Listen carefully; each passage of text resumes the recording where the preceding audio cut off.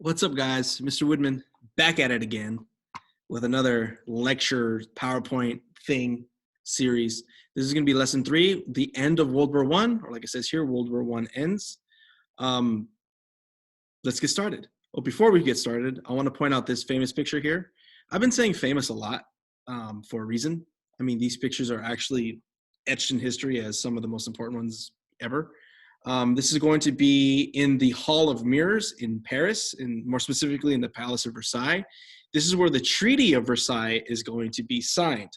So if you look here, most of the people that are drawn or painted or depicted here, the Russians here, you can tell who they are, right? These are going to be the people who are going to pretty much sign the document that ends World War One as we know it. Okay, so once again, class, these are going to be the key terms here. Total war, conscription, contraband, Lusitania, propaganda, atrocities, 14 points, self-determination, armistice, pandemic. That's a word. Oh, let's go back. That's a word and a half right now that we have to deal with. Reparations, radicals, collective security, and mandates, right? These are going to be the key terms for the chapter or lesson 3. Once again, class, these over here are going to be your Common Core / state standards for California.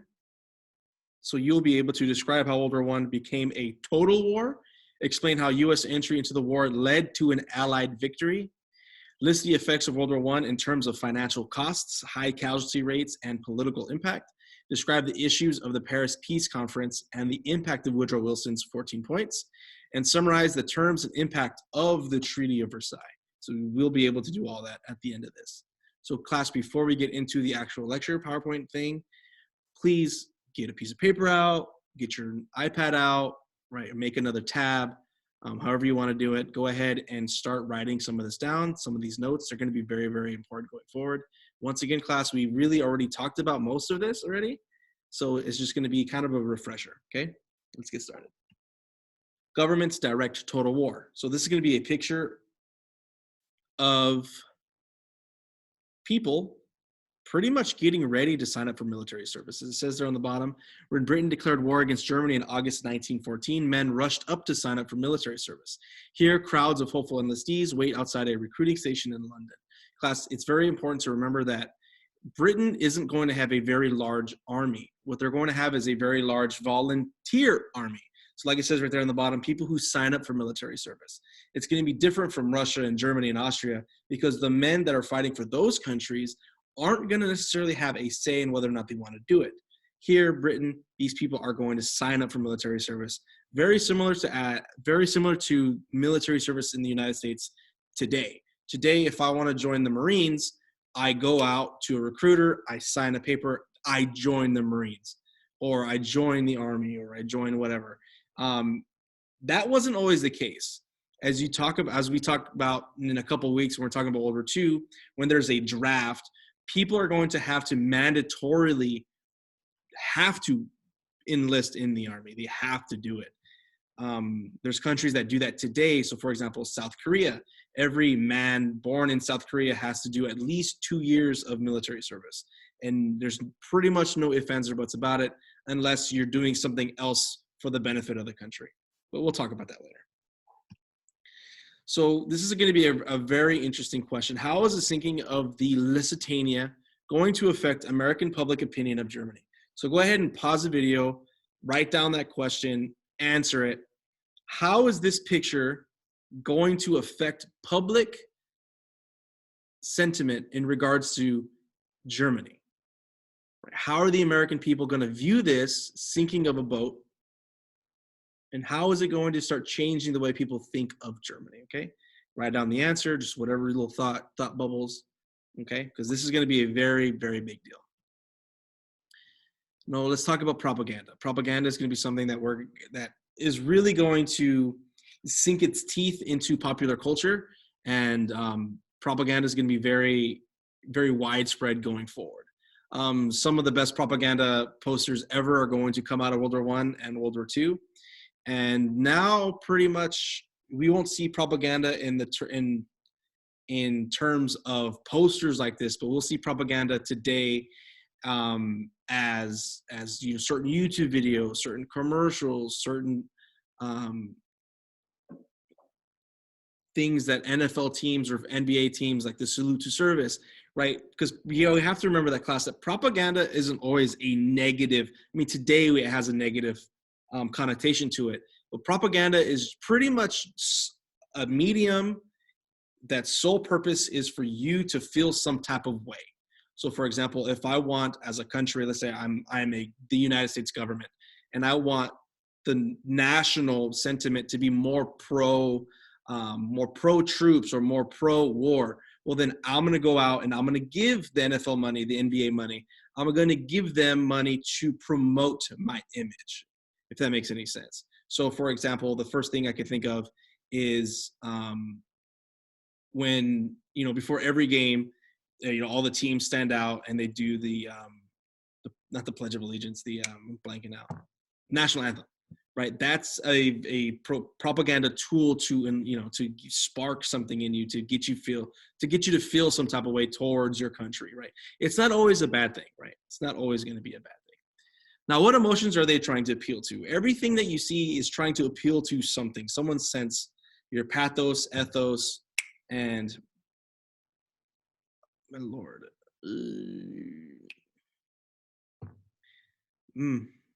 I feel dumb. Pathos, ethos.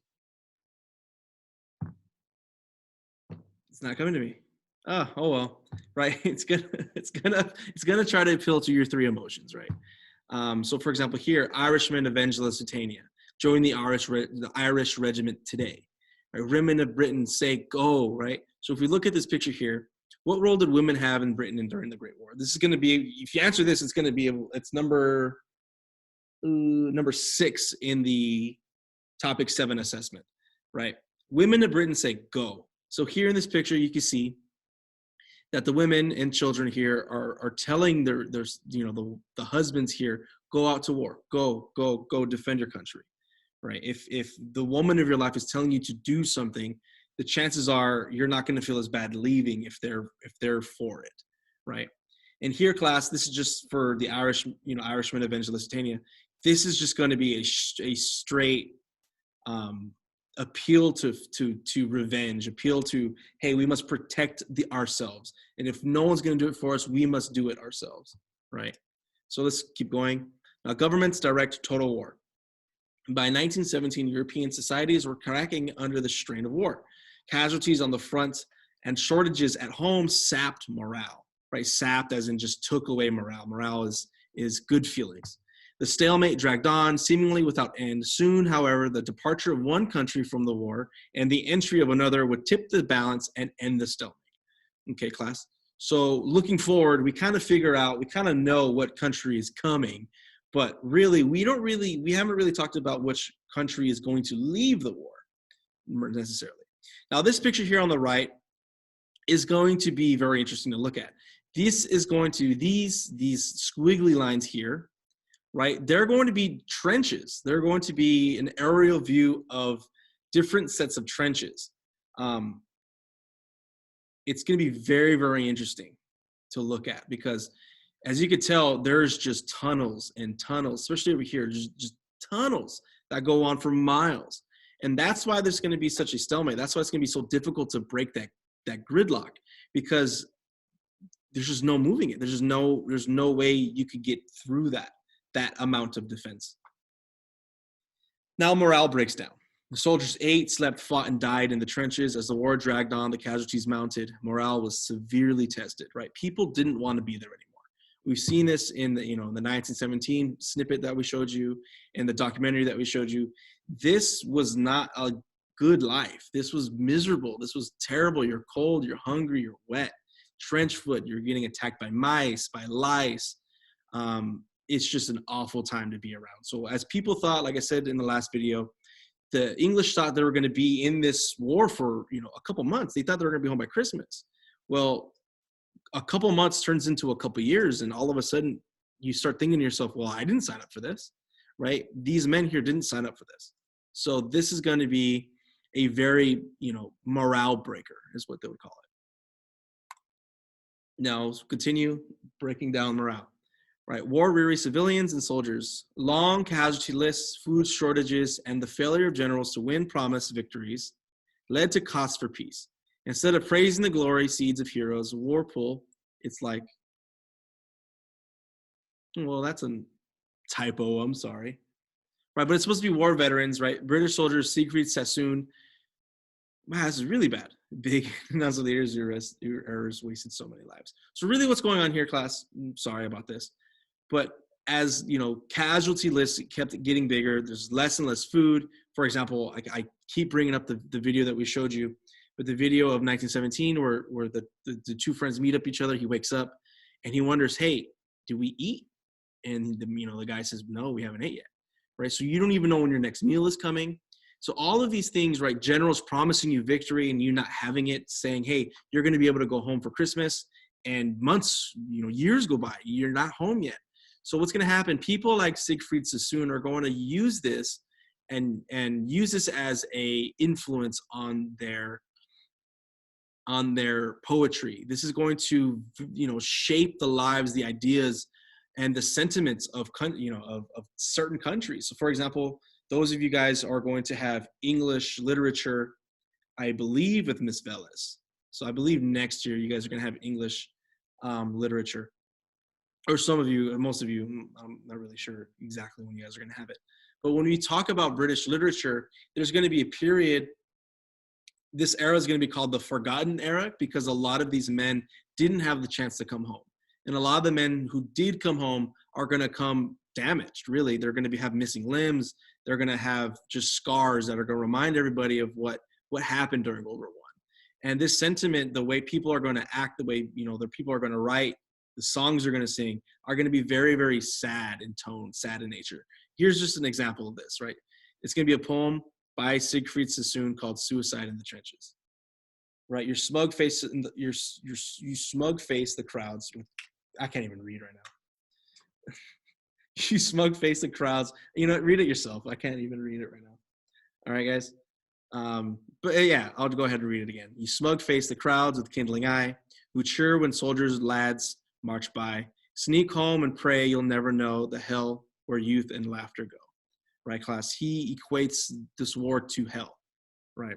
Suicide in the trenches isn't necessarily suicide as someone killing themselves, but someone who knows what's going to happen when they go to the trenches.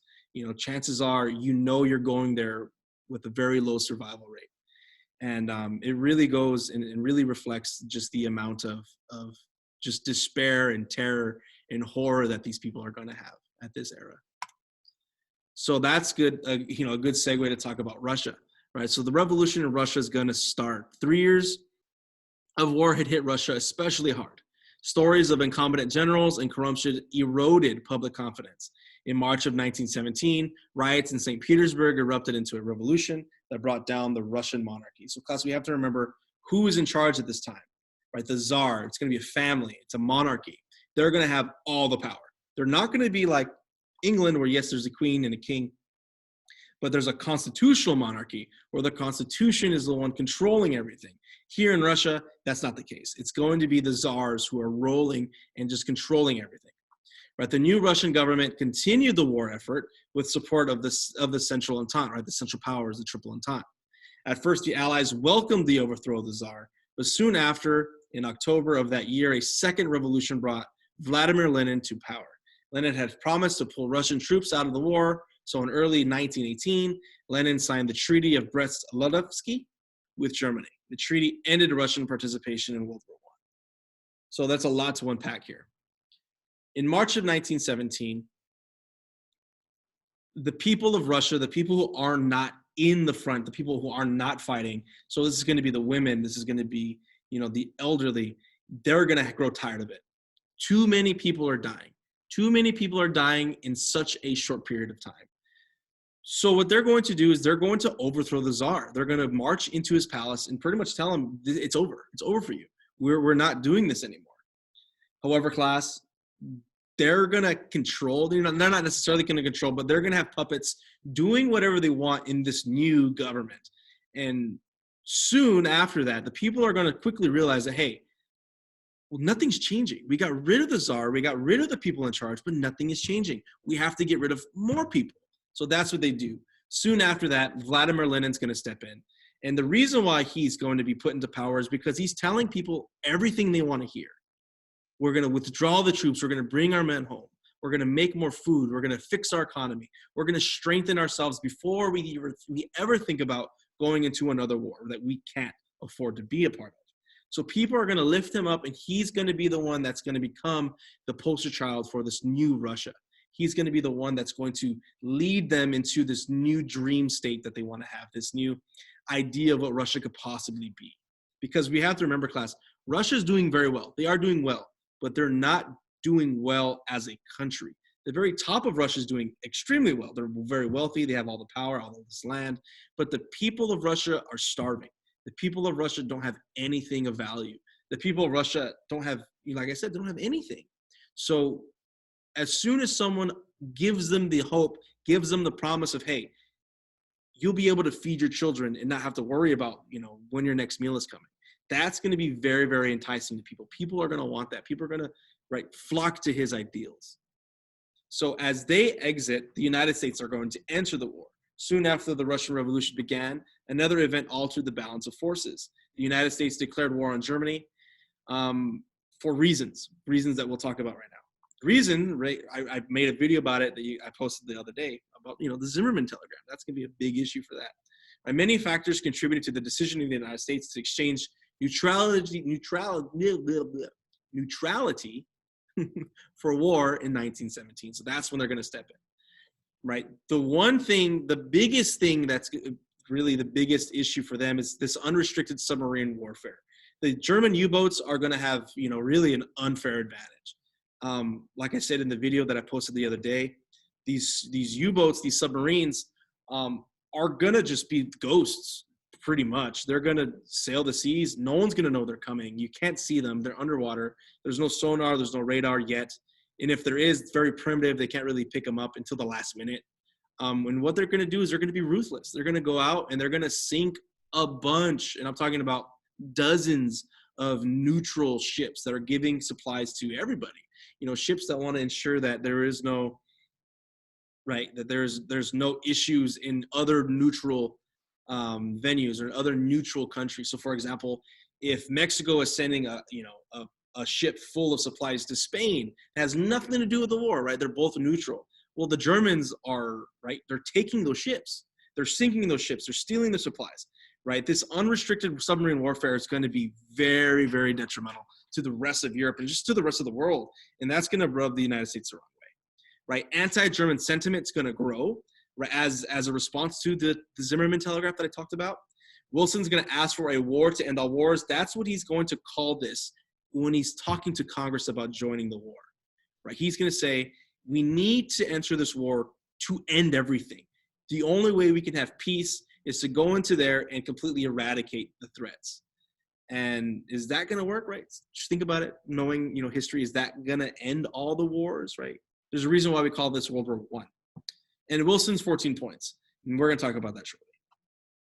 This is going to be a really good political cartoon. Germany resumed unrestricted submarine warfare in 1917. Here, President Wilson reads a German message and ponders what to do. Analyze political cartoons. What does the overflowing wastebasket suggest? Right, so let's look at this. Right, Germany's reply. And it's going to be, Germany's reply, which means we're asking them to stop. We're asking them to do certain things. And Germany's reply is going to be a long list, usually of excuses. Right. So if we look at the wastebasket, the trash can, you're going to realize that this is not the first set of excuses Germany's given us. This is not going to be the first set of excuses Germany's giving the world as to why they're doing what they're doing. And if you look, that's supposed to be Woodrow Wilson, and behind him it's supposed to be Uncle Sam, right? The propaganda figure that represents the United States. And if you look at you look at him, his hat's off, trying to show, respect to really what we're going to talk about later. All the fallen lives that come out of really the German U-boats sinking pretty much everything, right? And as you can tell by the way he's gripping his chair, he looks upset, right? He looks sullen. He doesn't know, what he's actually reading. So we continue with that. Now, this is going to be very important, class.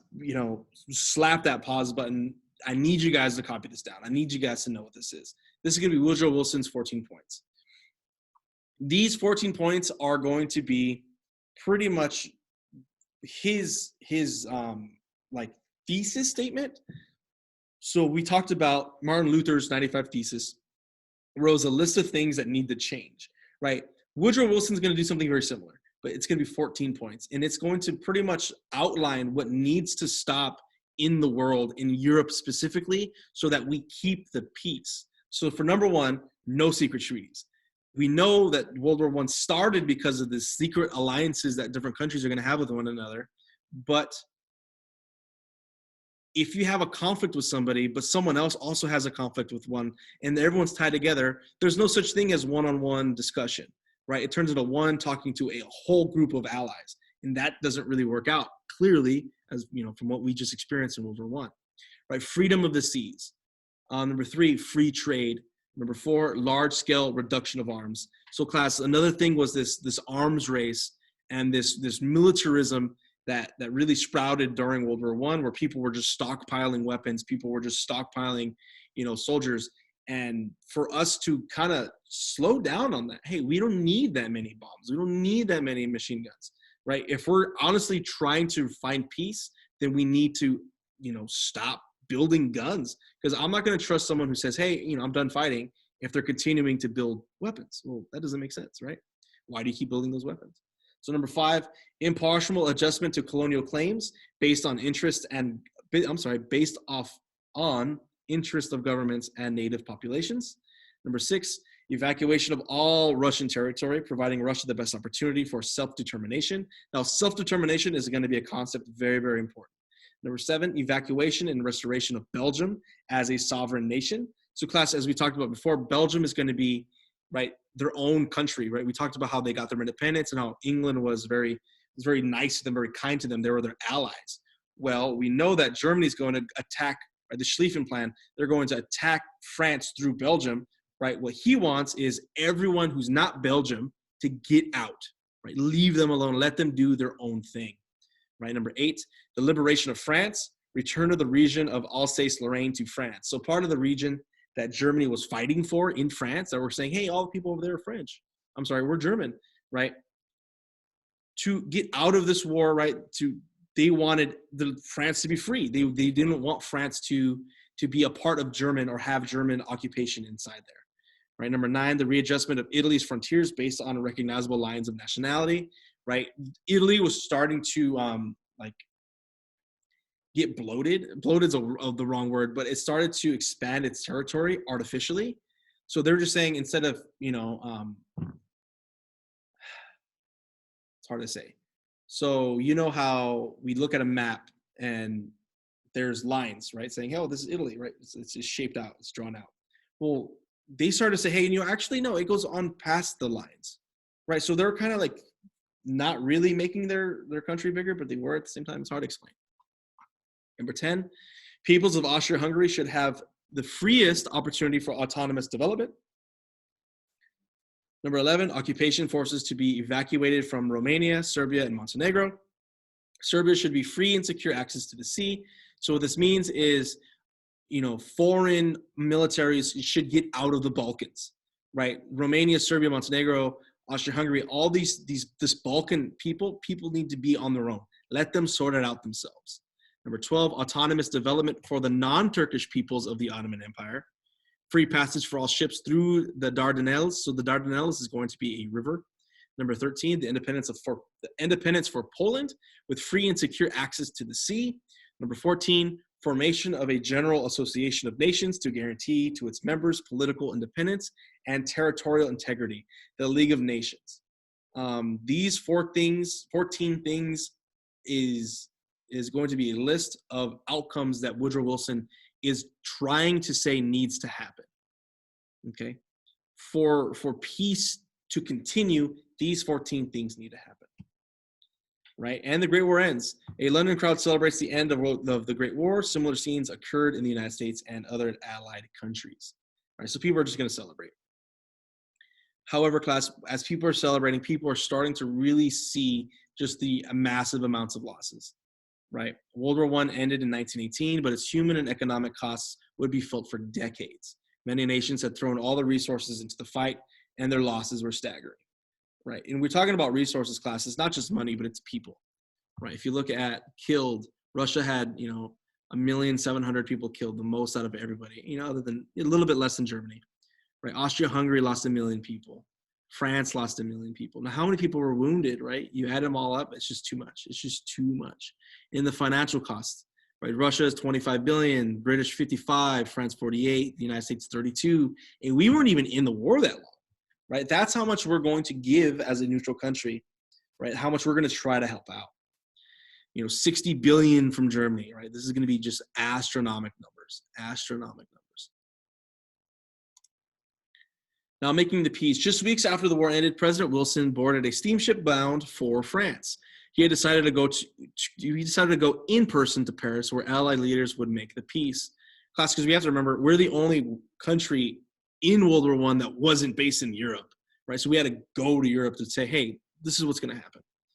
He had decided, like I already said that, Wilson was certain that he could bring a just peace to the world. Tell me what is right. Wilson urged his advisors, and I'll fight for it. And eventually that's going to evolve into his 14 points, right? And of course, the Allies are going to have conflicting goals. People are going to want more things as a reward. Other countries are going to want to have to pay less. And that's all going to accumulate during the Treaty of Versailles. Now, like I said, this is the same picture from the beginning. Delegates gathered in Paris in 1919 to discuss peace terms. The treaty between the Allies and Germany was signed in June in the Hall of Mirrors, shown here in the Palace of Versailles. Effects of the peace settlements. The Allies drew up separate treaties with the other Central Powers. These treaties redrew the map of Eastern Europe and affected colonial peoples around the world. Like the Treaty of Versailles, these treaties left widespread dissatisfaction. It's going to be a disaster. This Treaty of Versailles is going to directly lead to World War II. It's not going to be comparable how disastrous these treaties are going to be. The idea of, to the victor goes the spoils, right? They're going to take this to the extreme. So Germany loses, right? Everyone's going to blame Germany for the war. When, who actually started it? Well, not Germany.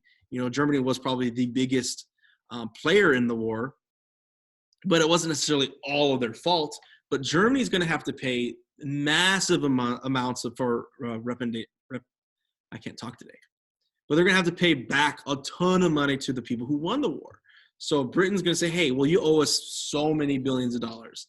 And then what it's going to do is it's going to cripple these countries. A lot of these countries that are going to come after the war are going to be just completely broke. They're going to have to pay back so much money, and it's going to completely destroy their economies, destroy their governments, and it's going to lead just to massive amounts of just failure of just human basic decency, right? Germany's going to fall apart. That's going to lead to, a Hitler-like figure saying, hey, you know what? It's their fault. It's England's fault. It's France's fault. It's the United States' fault. The reason why we're in such despair. We need to do something about it, right? And that's going to lead to Nazism. That's going to lead to, as we talk about later. But these new nations as well that are going to sprout out from it, they're not going to do very well, right? Poland isn't going to do very well initially, and so on and so forth. The Balkans are going to stay a disaster zone. The Balkans are going to continue to fight. Some people that live there are going to be able to start their own countries, but it's not going to change anything. A lot of the colonial powers that Germany had, a lot of the territories that, Germany and Austria-Hungary had in Africa and Asia, right, are going to be straight stolen. They're going to be taken from Germany, from England. Japan, since, they helped out a little bit, they're going to take claims for all of the Pacific. And that's going to lead down the road to something bad. That's going to lead to Imperial Japan because they're going to get more and more greedy. So looking back at it, everything that came out of the Treaty of Versailles was a complete disaster. All right, so as we look here, based on this map and the text, why were many Germans unhappy with the territorial changes that occurred after World War I? Well, right off the bat, Germany is going to be just a fraction of the size that it was. Germany is going to shrink. Luxembourg is going to become its own country. France is going to increase in size, and so on and so forth. Right? The Czechoslovakia is going to become its own country. I can't speak today. Austria and Hungary are going to split into two separate countries. Yugoslavia, Romania, Bulgaria, Albania, Greece, right? Turkey is going to shrink. Italy is going to shrink. It's just going to be a complete change of the borders, really. Now, effects of the peace settlements. Delegates attend the first meeting of the League of Nations on December 4th, 1920 in the Hall of Reformation in Geneva, Switzerland. The League of Nations is going to be a group of all the nations pretty much in the world that matter. It's going to come out directly out of Woodrow Wilson's 14 points. If there's issues, right, the reason why they have this is if there's issues, talk about it, right? If there's issues, talk about it, vote on a solution instead of just having these secrets, right? Actually go out and say, hey, I have an issue, as an example. If I'm Belgium, if I have an issue with France, I'm going to go to the League of Nations and say, hey, for everyone to hear, I have an issue with France about this trade agreement or this trade treaty or whatever, right? That's the entire purpose of this. And class, that's it for this chapter. These are going to be the 4 questions. So go ahead, go back to the document. 7.3 questions, go ahead and type these in. And that's pretty much it. The next one we talk about, 7.4, is going to be about the Russian Revolution. Okay? Until then, guys, I'll talk to you later.